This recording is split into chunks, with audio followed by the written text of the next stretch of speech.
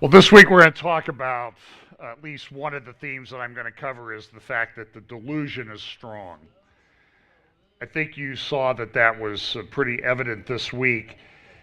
We talk each week about the convergence of events, and these things are going to be coming together in a very, all things are converging and accelerating and happening very quickly. It is a very, and this, I think this week was indicative that this was a very disruptive week. Just a reminder that I'm going to be speaking at the Moriel Conference in about a month in Swanwick in England with Jacob Prasch and John Peters, Israel, Prophecy, and You. This week's update may be a little bit shorter than usual. I know I always say that, and it never turns out to be that way. But I have been trying to prepare ahead for some of the talks I'll be giving in England in the middle of November. I thought, in spite of the fact that there's just a lot of really bad news, I thought I might start off with something just a little bit humorous. It works for Joel Osteen. And so here's one. One of my favorite Twitter accounts to follow is the Church Curmudgeon. Here's a couple from this week. I considered becoming Seventh-day Adventist so I could go to Chick-fil-A after church. But they're vegetarians. And now this one is, I'm going to probably struggle over the word. Would someone who has a PhD in the study of heresies be an anathemaesiologist? Okay, so that's about as good as that's the humor for today, comic relief. Well, I have to talk about this that happened. This is the latest cover of Time magazine, her lasting impact, the protests that took place, people screaming at senators. I don't know how they're getting into these elevators with this. I mean, clearly there are people there that want this to happen, and they're letting down the barriers. But it has been a display that is frankly disgusting for those of us who, I'm not sure why that stink bug was crawling on my computer, but we've been invaded. But it was everywhere you look this week, that was what was on the news. I did stop by as I was channel surfing the other night. I thought, well, I'll just check out MSNBC.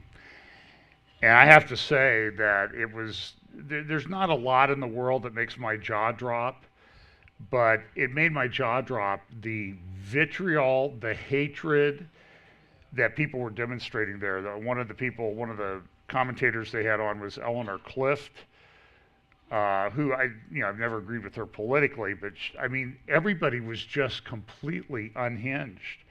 And the choice of language and the vitriolic words, the right-wing extremists now control the court.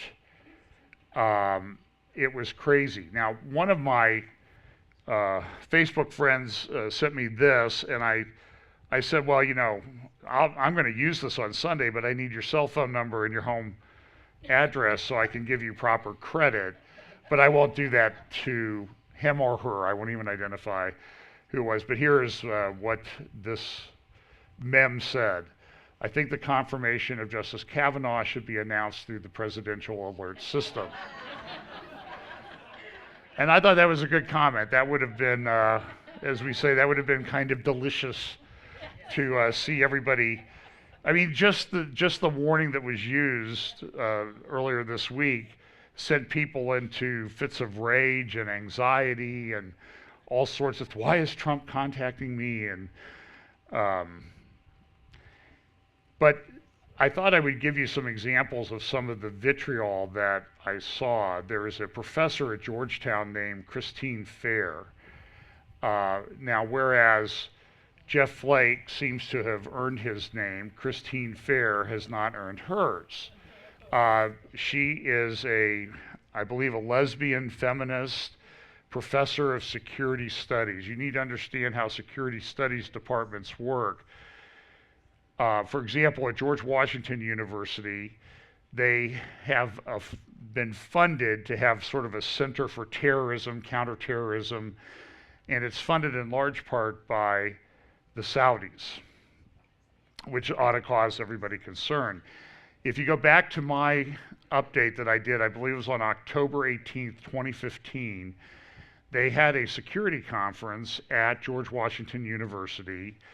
A man named, it's either Joseph or Joseph Carlin, who spoke at the conference. He was high up he was an assistant attorney general, deputy attorney general, appointed by the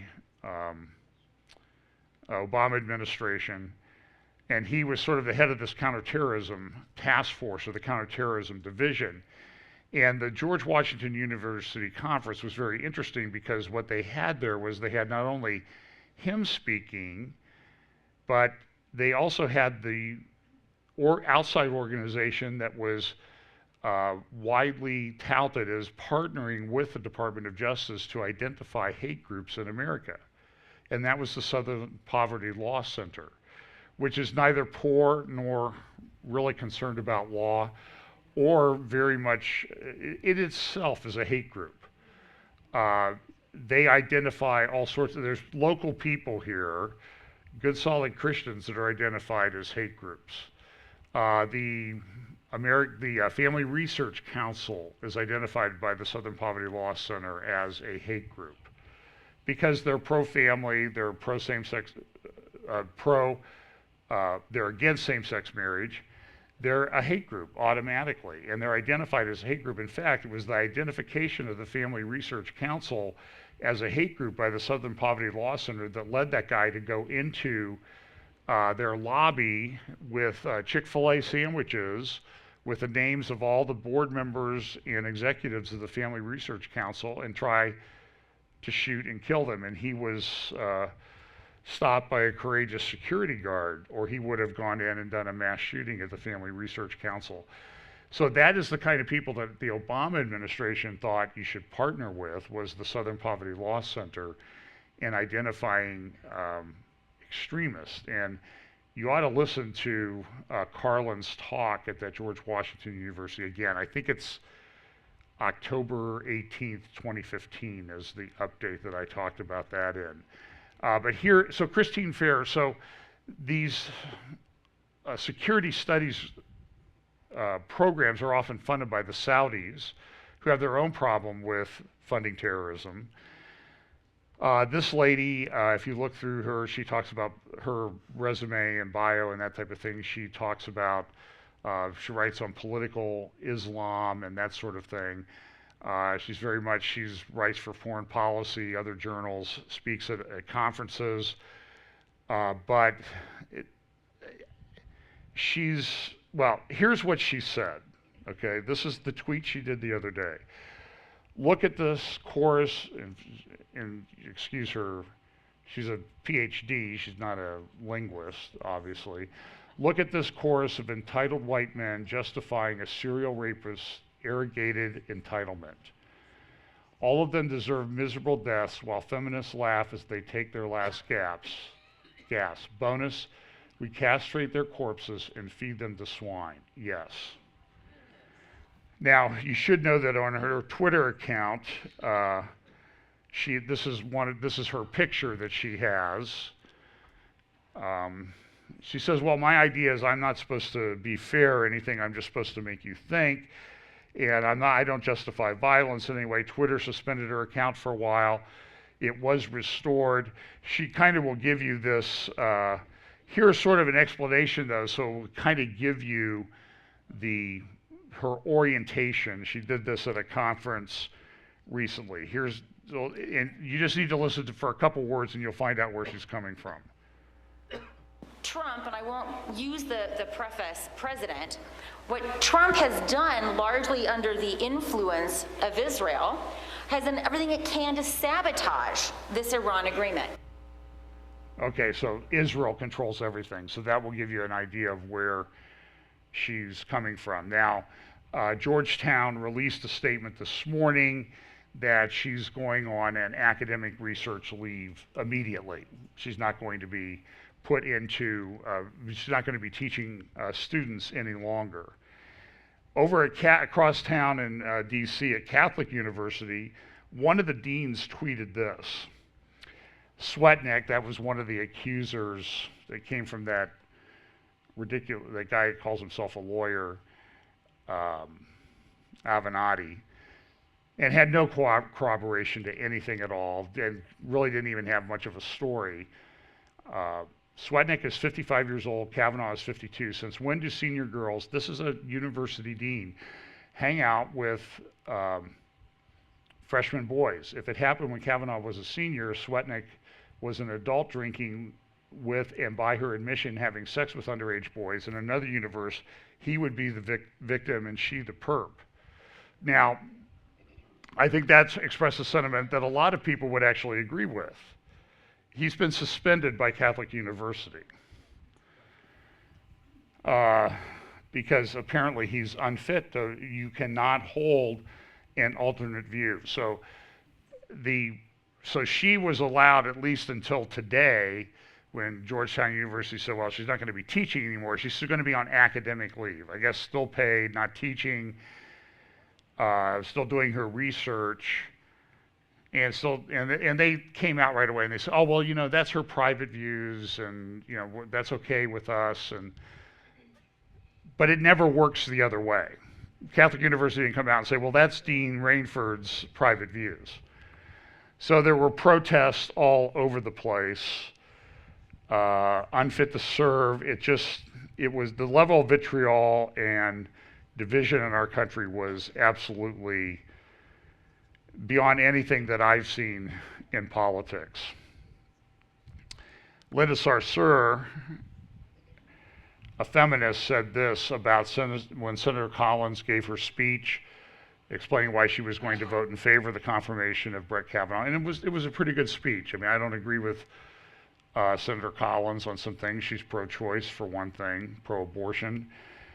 But this is what Linda Sarsour said. Senator Susan Collins is the mother and grandmother of white women in America who gave us a Donald Trump presidency, the 53%. She is a disgrace, and her legacy will be that she was a traitor to women and marginalized communities. History will not treat her kindly. She also said this. A white woman senator is talking about presumption of innocence that is never offered to black men in America. You are watching white supremacy live on the Senate floor. So Kavanaugh was confirmed. The vote was 50 to 48. I think if it would have been 51 to 49 if the other two senators had voted. One was at his daughter's wedding, and I think one of the Democrats sat out the vote on the agreement that they have. I thought, though, that just looking at the front pages this morning, he was confirmed. He was sworn in last night at a private ceremony at the Supreme Court. And when any judge is sworn into the Supreme Court, it's a big deal, and it's usually on the front page. So I just took a glance through some of the front pages this morning, and I think you get the orientation. For example, on the left here is the New York Times. Senate votes 50 to 48 to put Kavanaugh on Supreme Court. And there's protesters, and there's Dr. Ford's picture, but there's no picture of him being sworn in. In fact, you can look through the whole New York Times this morning, and you won't find a picture of Justice Kavanaugh being sworn in. On the right is the local Columbus Dispatch, and while they say that Kavanaugh joins the court, the most important thing for the Dispatch was to put a picture of someone who's peddling cannabis,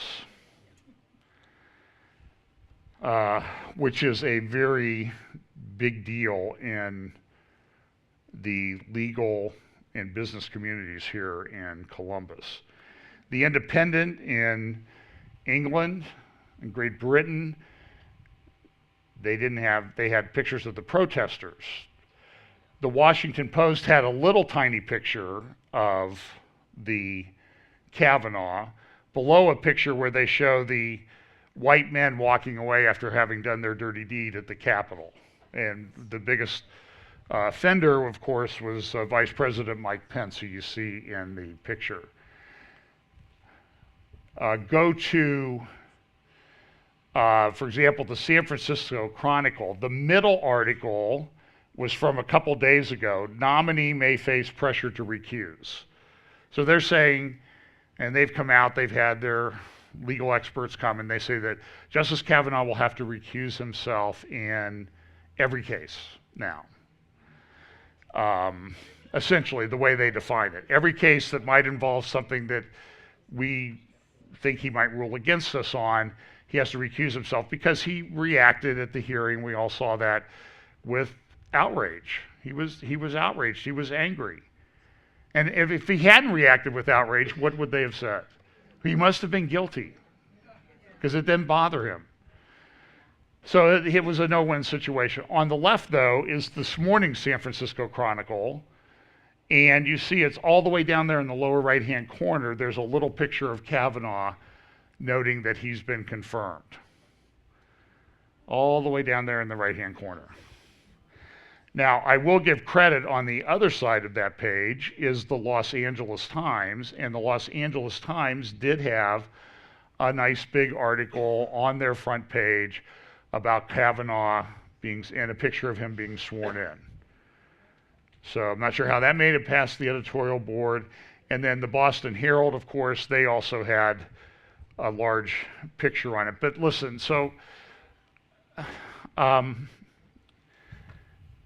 I did an interview on Minute to Midnight the other night. I talked a little bit more about this. I don't necessarily need to go into it in any great detail.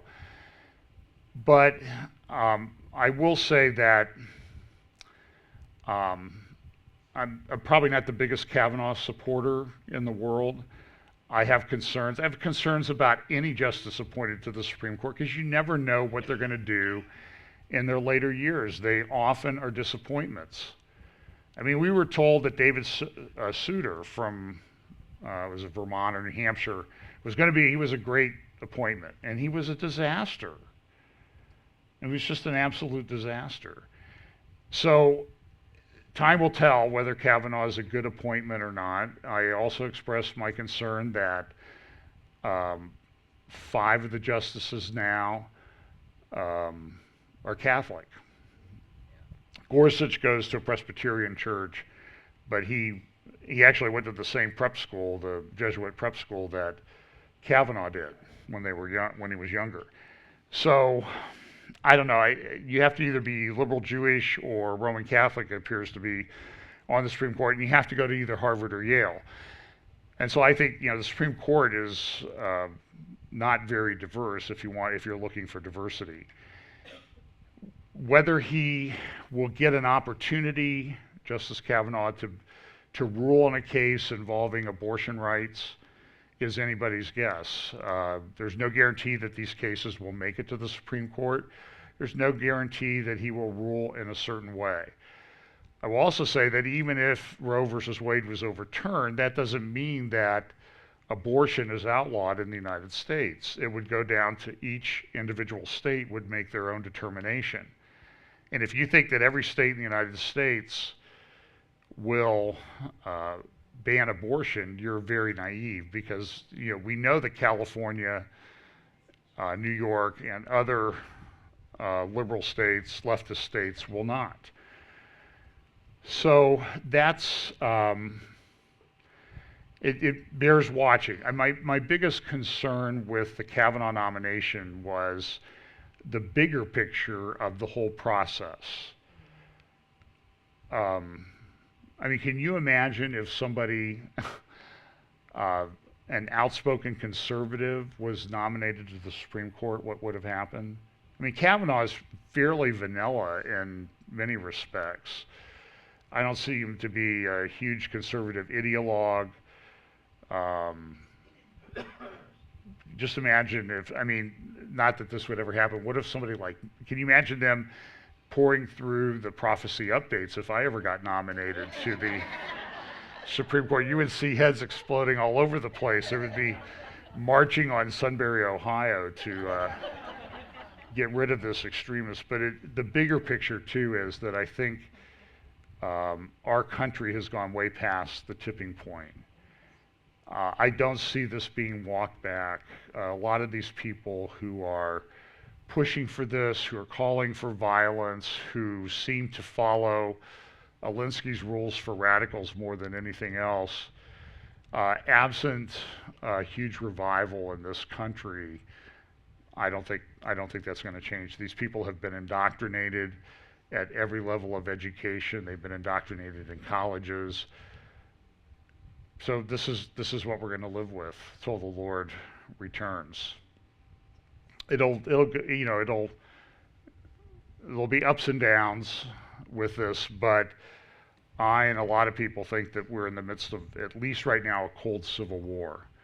But when you have these leftist groups posting people's home addresses on the internet and encouraging people to go to their homes to attack them, part of what these little dramas that took place in the hallways in wherever of people opposing the Kavanaugh nomination was to send a message to Kavanaugh. If you dare rule against us, we're coming for you. And that ought to be very, very concerning.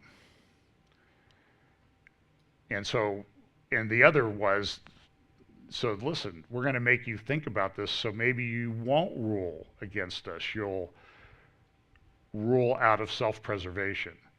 And I think that's part of the plan. So I'm very concerned the way this goes. And we have all indications of potentially a civil war happening here. We are, there's things that make me optimistic, but there's also the reality of the situation.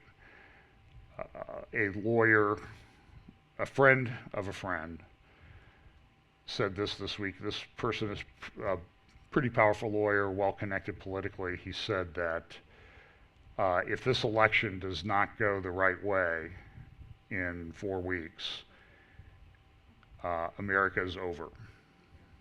And I can't say that I disagree with that. A lot of people looking at it feel the same way.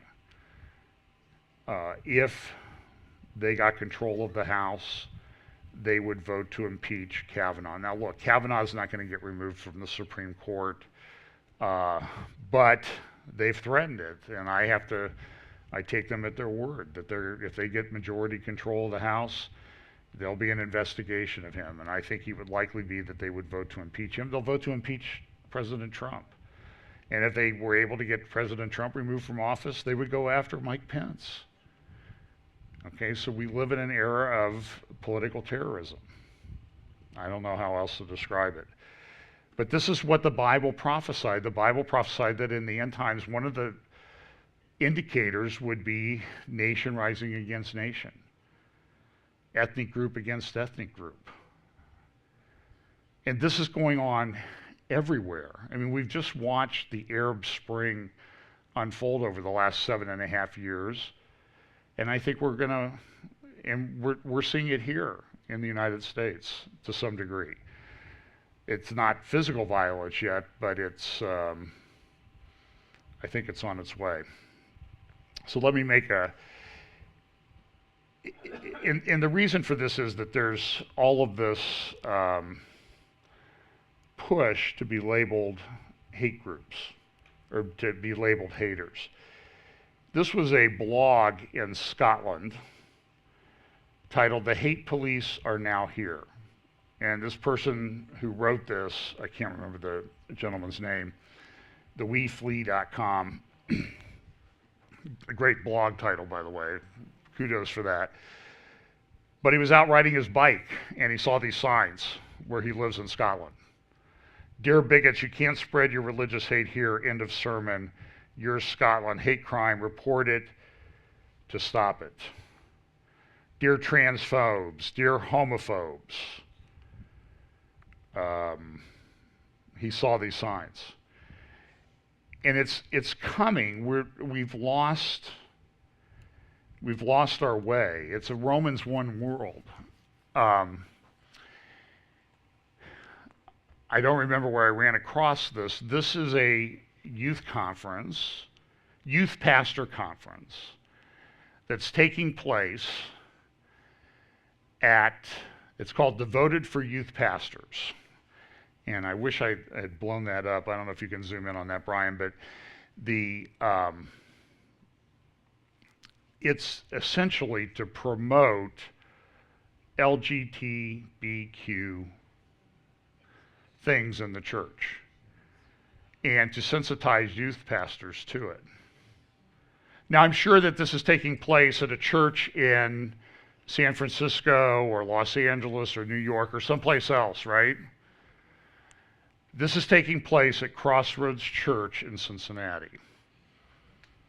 I can't remember which. They're one of these multi-campus churches. One of the speakers will be Nate Collins. You see him on the left. You also see he has been teaching for many years at Southern Baptist Theological Seminary in Louisville. He is the founder of Revoice. I played you clips of the Revoice conference. I played you a clip of him and turning himself into a Jeremiah. Jeremiah was attacked by people because he was bringing the truth, and now I'm bringing this acceptance of LGBTQ into the church, and I'm going to be attacked because I'm just like Jeremiah. And then the person on the other side, I can't remember her name, she is Christy Messick. She's a graduate of Asbury Theological Seminary. I think that's in Lexington, outside of Lexington, where she completed her master's of divinity in 2012. She's ministered in various national and international contexts and has a heart for LGBTQ plus youth and young adult discipleship. She has extensive experience working with those seeking to reconcile their faith and sexual orientations, and has worked as a fellow in the Religion and Faith Department of the Human Rights Campaign, located in Washington, D.C. And if you go to the Human Rights Campaign, they actually have a PDF brochure that you can download. I may have used pictures of it in the past that will tell you how we're going to change evangelical churches. And so here we have in Cincinnati, in a week or two, couple weeks, they're going to have this conference for youth pastors. If you go to this church, they will tell you we're an evangelical church, we hold to the truth of the Bible, and it's a sham. I don't know how else, I mean, Pastor Steve, would you agree it's a sham? It's everywhere, folks. So wake up. The title today, The Delusion is Strong. That delusion, we know that in that 70th week, people will be deceived by the Antichrist. But what happens with the delusion is I liken it to a giant barrel. And what happens before the Antichrist comes is the barrel starts filling up. And when the Antichrist comes, it overflows. We're almost at the top, ready for it to overflow. If you look at all of these, by the way, the seals and these other things, when the seals are opened, and there's a lot of controversy, do they only open in the 70th week? Do they open before? Over time? I don't want to get into that debate, but what you find is you find a progressive judgment. For example, the first seal, the white horse, goes forth, what does it say? Conquering and to conquer. It doesn't mean that the seal is open and he's conquered. Okay, there's a process, there's a time element that's built into that. The fourth seal doesn't open and a bunch of people die. It takes time for that to unfold. I think I need to do a teaching on the logistics of Bible prophecy or something like that, because there's an aspect to that. So this hate issue is also manifesting itself. I mentioned this a couple weeks ago in France. Marie Le Pen, whether you agree with her or not, she was the second leading vote getter in the last presidential election. She lost to Emmanuel Macron. She was accused by someone. You can see the tweets there on the right. This person said, "See this? This is what Marie Le Pen is like," and posted pictures of ISIS atrocities. People being burned alive, people being beheaded, people being run over by vehicles. And Le Pen came out and said, "I'm not like ISIS." Actually, I think what she did was she was accused of being like that, so she posted the pictures and said, "I'm against all this." So now she's been told, you need to have a mental exam. And so they're trying to get her out of politics. And they're working on it. So what they did in France was Emmanuel Macron, who, some people say, well, maybe he's a candidate for the Antichrist. And I would say, yeah, maybe he is. The Economist had a picture of him walking on water, so they obviously have a high view of him. And the Economist uses a lot of imagery to sort of tell you where they think things are going or what they hope the plan is. So what Macron did, this is a great article by Guy Millier in the Gatestone Institute.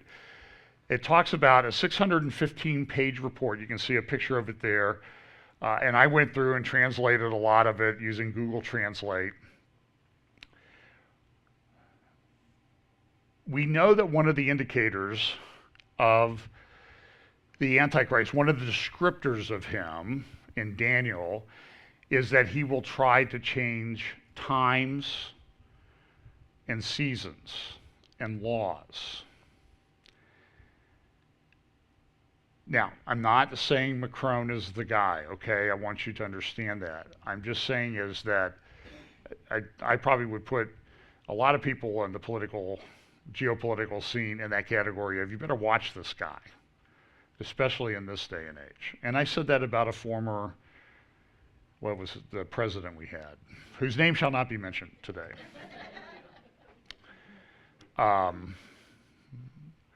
Because it's prophesied in Daniel, right? The abomination of desolation. Just kidding. But what Macron is doing is very interesting. They have a massive problem with Islamic terrorism in France. Some of the worst attacks have happened. The one at the nightclub, theater. Down in Nice, they had, 85 people run over by a truck. They've had stabbings in France. And whenever there's a stabbing and the person's doing the stabbing is shouting Allahu Akbar, the initial response of the French press and government is, we think he's mentally unstable.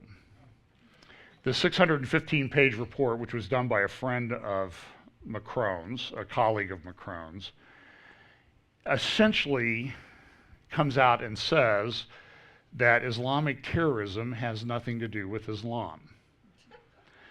And what they're doing is they are trying to put forward a French version of Islam. Now, Islam's been around for over 1,400 years, roughly 1,400 years now. Macron comes along and says, well, I'm going to redefine a religion that 1.6 billion people in the world follow. Now, setting aside the ego that's required to do that, it's shocking that he would think that he can redefine and make up a French Islam. How do you think that's going to go? But it shows the level of what? Delusion that exists even at a high level of government. So the bucket's filling up. In some cases, I guess Macron figures he can walk on the water in the bucket, right, in the barrel right now. But listen to the conclusion of this article.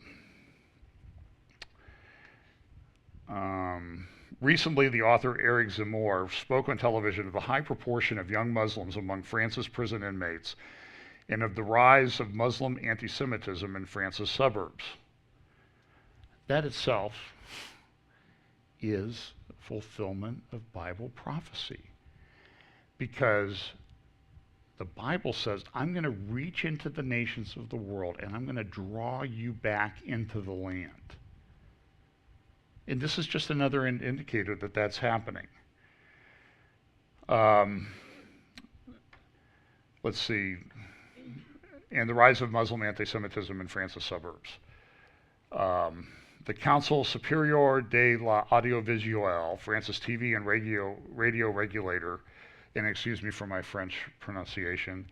I actually took French in high school, but my teacher was a Jewish lady from the Bronx, so my pronunciation is a little bit off. She was a very good teacher, but you know, a Bronx accent, French and a Bronx accent, it stays with you. It's like, you go by, you shouldn't look at the car wreck on the highway, but you always slow down to look. Okay. So, a French talk show host began circulating a petition demanding that Zemmour, for noting this in an article about young Muslims in prisons and the rise of anti-Semitism, a French talk show host circulated a petition demanding that Zemmour be totally excluded from the French media. The petition drew more than 300,000 signatures in 1 week. Zemmour wondered if the Soviet gulag would have to be reopened, especially for him, or if he would have to choose self-exile. He received so many credible death threats that he is now under round-the-clock police protection. The political scientist Jean-Claude Camus said that although he does not agree with Marine Le Pen's views, everywhere and always saying a political opponent that he is crazy opens the doors of totalitarianism. A lawyer, Readiness de Castelnau, wrote in the monthly magazine, which I'm not even going to try to pronounce, there is a country in Europe where the main opposition party, after the seizures of its financial resources, sees its president asked to undergo a judicial psychiatric assessment. Is it Putin's Russia? Orban's Hungary? No, it's Macron's France. He concluded with this. All those who laugh at the troubles of their political opponents, he said, would be wise to remember that if they accept attacks on political liberties, it could soon be their turn. And that's why what happened with Kavanaugh, whether you think Kavanaugh is great or not, it's the process and the implications that arise out of that process. That ought to be troubling. Here's something else that's troubling. By the way, there's a big article. I don't even have any graphics on it. I didn't have time to get it done.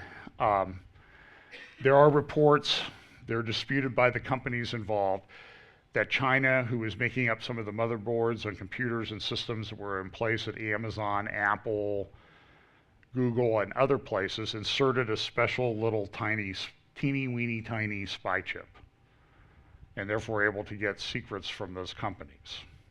Now, those companies have denied that that's the case, but the fact of the matter is we've seen plenty of stuff that's going on in China, the surveillance society that's growing up there, the persecution of Christians that's happening there.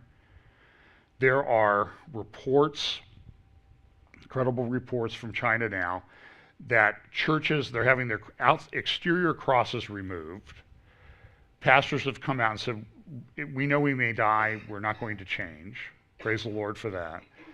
But interior parts of churches, if they have a cross, they also have to have a picture on one side of the current president, Xi, and on the other side of Mao, flanking the cross on the platform, behind the speaker. And I see all these people, they go to China and say, oh, well, there's no persecution over here. Baloney. Look, it's bad news. People don't like to look at bad news. But every now and then you got to watch MSNBC just to realize that they really are that crazy. Here's a report out of New Zealand. New Zealand can now find travelers who refuse to unlock their digital devices. So if you travel to New Zealand, you're coming through customs, and they want to examine, even clone your device, your phone, your iPad, your MacBook, and it's protected by a password, you have to open it or you could be fined $3,000 to $5,000. And this is the actual text of the law enacted in New Zealand. The power to make full search of a stored value instrument, including power to require a user of the instrument to provide access information and other information or assistance that is reasonable and necessary to allow a person to access the instrument. And it goes on to say what a full search is. If the person, I guess the fine is actually $5,000, if the person has no reasonable excuse for failing to comply with the requirement, and who makes a determination of what is a reasonable excuse? The person who wants to access your device. The person commits an offense and is liable on conviction to a fine not exceeding $5,000. Crazy. Here's something from, this is sort of related to the Kavanaugh thing. My slides got a little bit out of order. Tucker Carlson took those tweets of that professor from Georgetown and he showed them on TV. Look at what this person is saying. So what did the Southern Poverty Law Center do? They put him on their hate watch list for the week. Tucker Carlson warns of right genocide, teaming up to attract alt-right Bitcoin wallets, Reddit quarantines, white nationalist subreddits, and more. So merely reporting on it now, he's the hater. The world is, it's upside down and its head is in that bucket of delusion, I guess. This is related to the Chinese thing. There's been a big push to, it's very Maoist in the way that they're promoting the current leader of China. In fact, up here in the corner in a basketball game, somebody captured this on TV. Xi Jinping's propaganda slogans are everywhere, even on the sides of basketball courts. In Indonesia, there was this horrific tsunami. Well, there was an earthquake, and what happened in the earthquake was that the ground, there was a process, it was called liquefaction. The ground essentially turned to mud underneath people's feet. I've seen videos of people running as the concrete around them is cracking, and I hear there's about 1,400 dead. It was followed immediately by a tsunami that came into the same area and destroyed a lot of things. But the headline in the New York Times is kind of interesting because it says what? Hundreds dead as what? Twin horrors strike Indonesia. And a friend of mine has pointed out that there's been about 8 such instances recently where there are twin disasters in places all over the world, back to back. And her point is the Bible does speak about things being established by the mouth of 2 or 3 witnesses. We always want to explain away these things. Oh, this is just a natural occurrence and that sort of thing. But it seems like so many of these things are happening with greater intensity and everywhere. I mean, it's just everywhere. Wars and rumors of wars. I read this morning that Cameroon is on the verge of civil war because of atrocities that occurred there. So there's yet another place where things are melting down. But the pictures from this earthquake/tsunami are just absolutely, I just describe them as horrifying would be an understatement. But look at this is the area of the island in Indonesia where this disaster was centered. The interesting thing about this, though, is that, and you can see here the cleanup, people trying to leave at the airport, some media coming in. This is the airport. This is a street in the main town where this occurred. That is a large ship that has been washed ashore in the tsunami. Mosques and churches have been destroyed. Some good golf when the solid earth became a river. But remember the Bible passage says, out of the mouth of what, 2 or 3 witnesses? Now this area they've had a volcano erupt. right in this area. So can I say here categorically, well, this is something we ought to look at.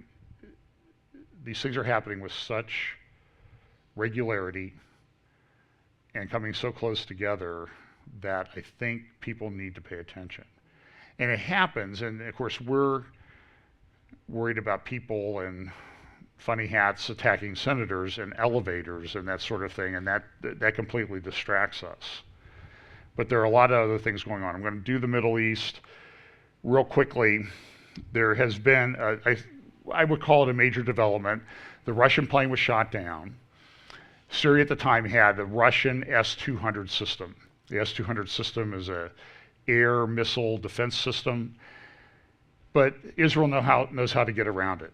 And Israel has F-15 and F-16 fighter jets, attack aircraft, and they know how to get around the system. So Russia was not happy with their plane being shot down with 15 of their people on board who were all killed. They've tried to blame Israel, even though they initially came out and said, well, it's really not Israel's fault. It's the Syrians who were running the S-200 system, and they were just firing indiscriminately. But now they've sort of put together these cute little graphics to show, well, this is really all Israel's fault, and we have to blame Israel. But the big change is that Israel is, or Russia is selling to Syria, or giving to Syria. I doubt that Syria is paying for them. Their S-300 system, which is more advanced, will give them a better idea as to when the Israeli aircraft actually take off. Israel has announced that they're going to do a couple of things.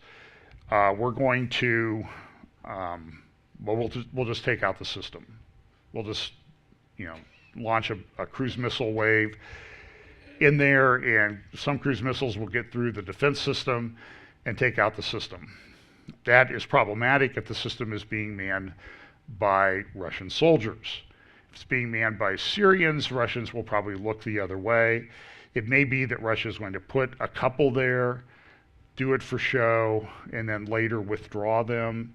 Don't know if those are going to be permanent installations or not. There are some things, we always talk about Ezekiel 38 and 39. Is this the time? I certainly think things are lining up. But I just want to look at a couple verses from Ezekiel 38 and 39 and suggest to you that there are some other things that need to happen. For example, verse 4, I mentioned this a couple times recently. I will turn thee back. Shuv is the Hebrew word.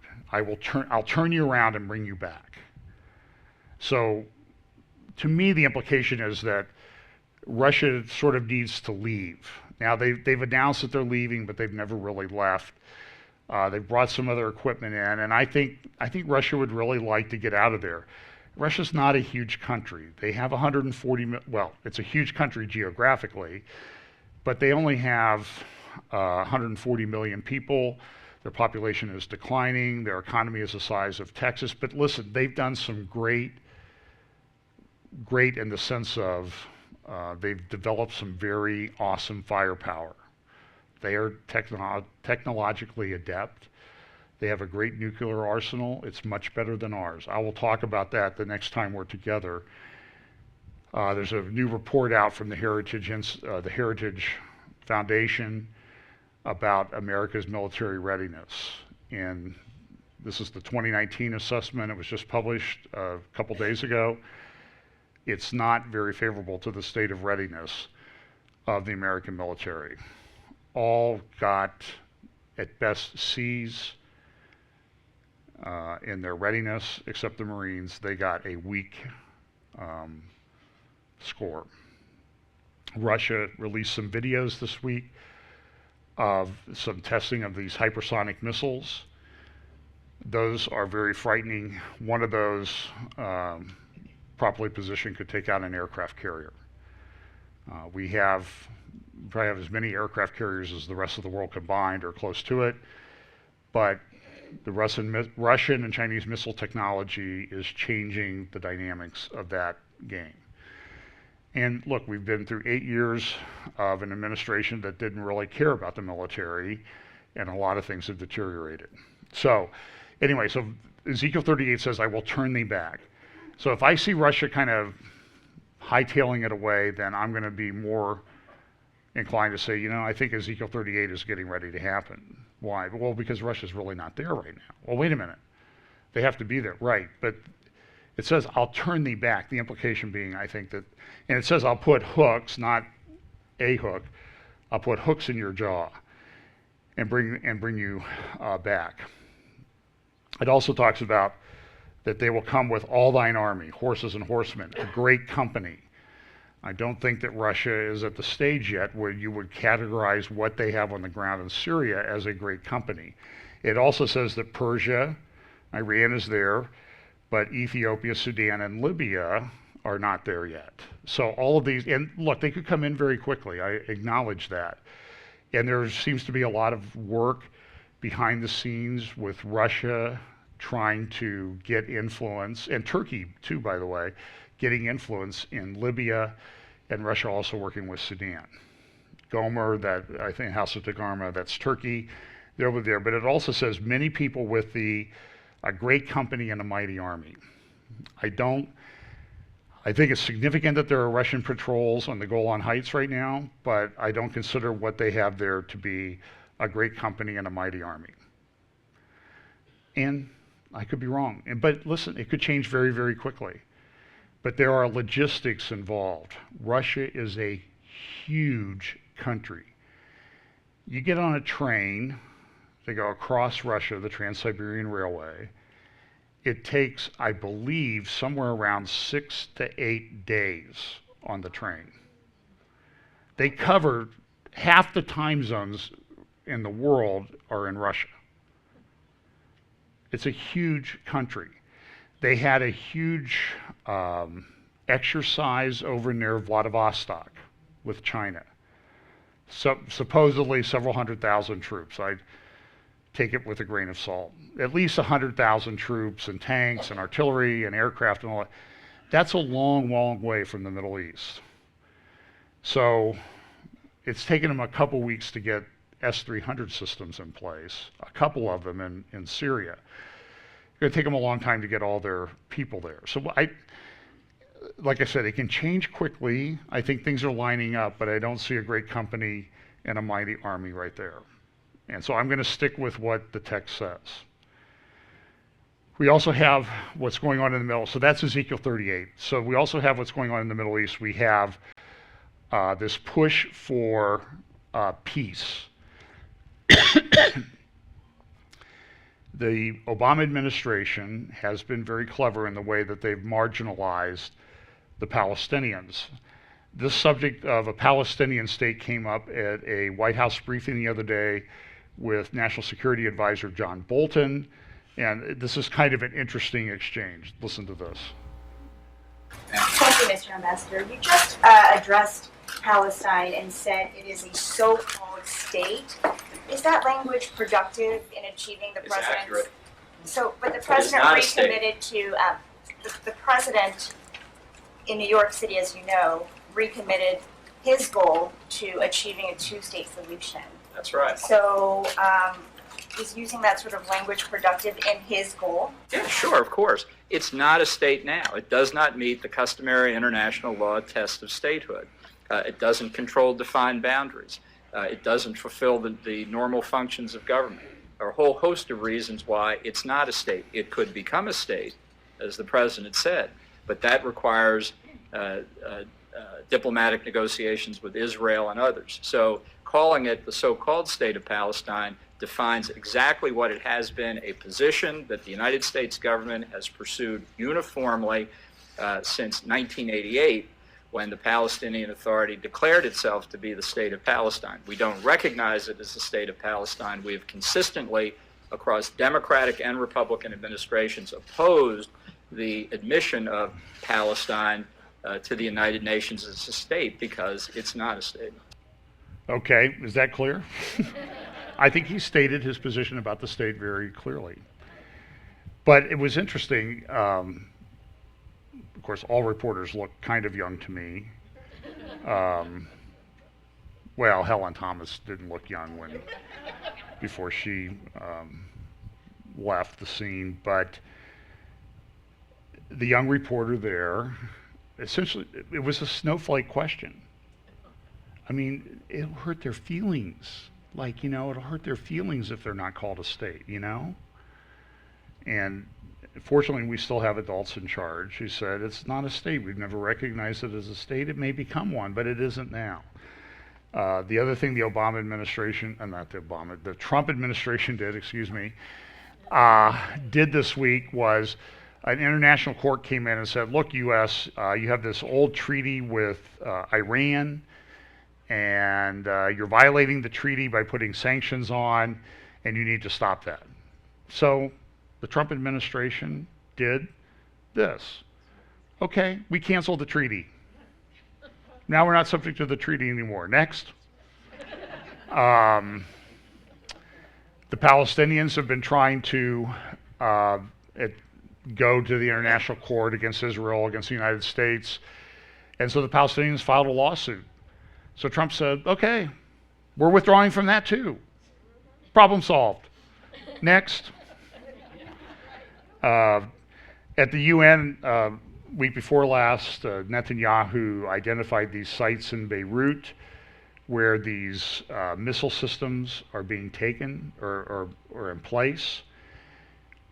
It was interesting that a bunch of people in Beirut, you talk about the presidential alert system, they use WhatsApp usually for their messaging. Thousands of Beirut residents got a message on WhatsApp and said, hey, Hezbollah has another missile facility in your neighborhood. Just thought you might want to know about that. Important message. Near your home, a Hezbollah site has been established. Proceed with caution. Read the mysterious message accompanied by a satellite image showing the site in the heart of a residential area.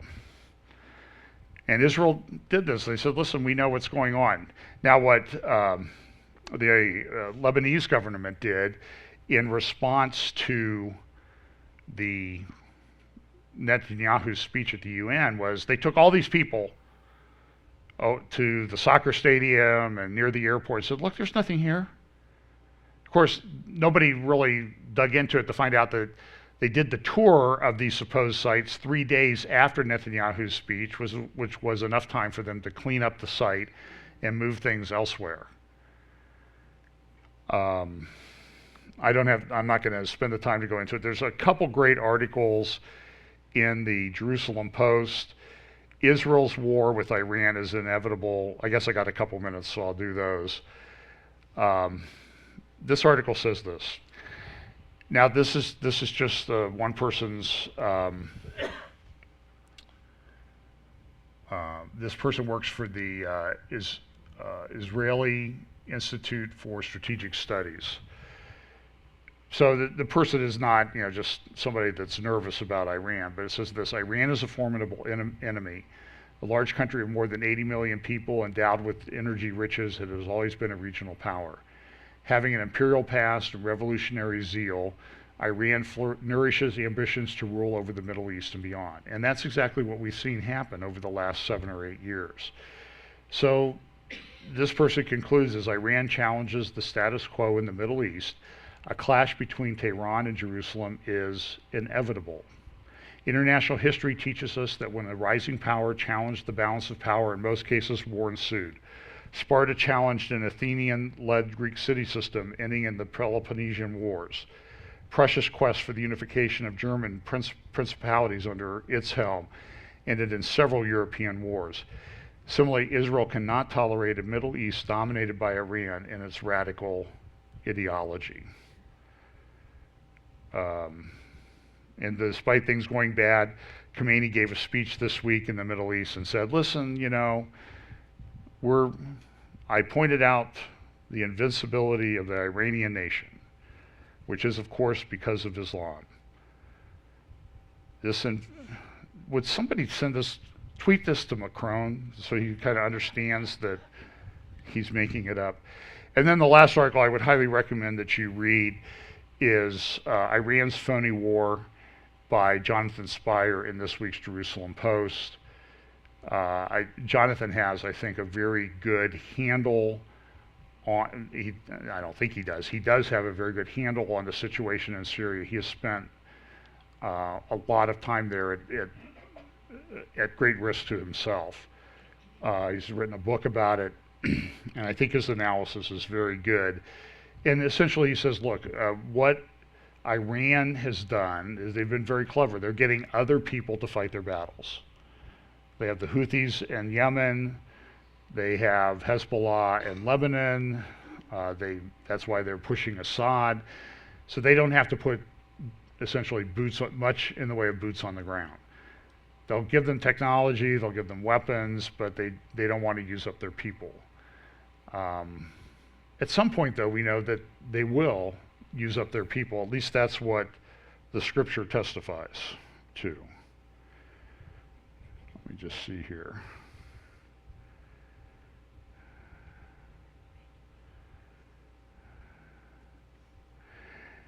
Well, here's what he says. There were some missiles that were shot from Iran into Syria this week. And those missiles, by the way, on them, on the side, let's see if I have pictures of those. I don't think I had time to put those in. Those missiles on their side had death to Israel, death to Saudis, death to America. And they shot them into Syria. But this is what Jonathan Speier says. When ballistic missiles are fired at Riyadh from Yemen, the act is claimed by the Houthis. That's the Iranian proxies in Yemen. And the missiles are identified as Birkin 1 and Birkin 2 missiles developed in Yemen. These missiles are considered by the U.S. State Department and senior U.S. officials to be Iranian origin, possibly the Qayyam-1 or Shahab-2 system with minor modifications. Certainly the Houthis, a lightly armed North Yemeni tribal militia, did not acquire the knowledge required to operate ballistic missiles locally.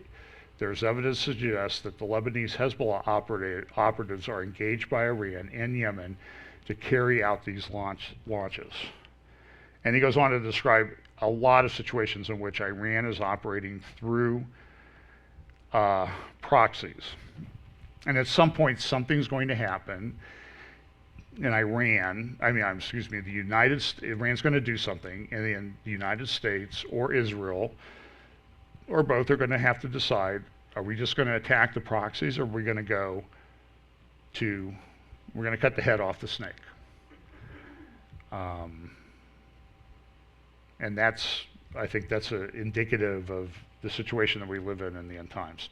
So I'm not going to be here next week. I don't know if I'm going to do a prophecy update. I'm going to be out in Oklahoma. And then a week from tomorrow, I'll be attending the Christ at the Checkpoint conference. I guess because I haven't tortured myself enough by watching MSNBC, but I think it's important because this is well, we'll see how it goes. I think you can tell from the speaker list, which include people like Stephen Sarsour, and Gary Burge, that it's not going to be a pro-Israel conference. So anyway, so pay attention. As I said at the beginning, the delusion is strong, and I think it's getting stronger. So let's pray. Father, thank you so much for your word. Bless us this week.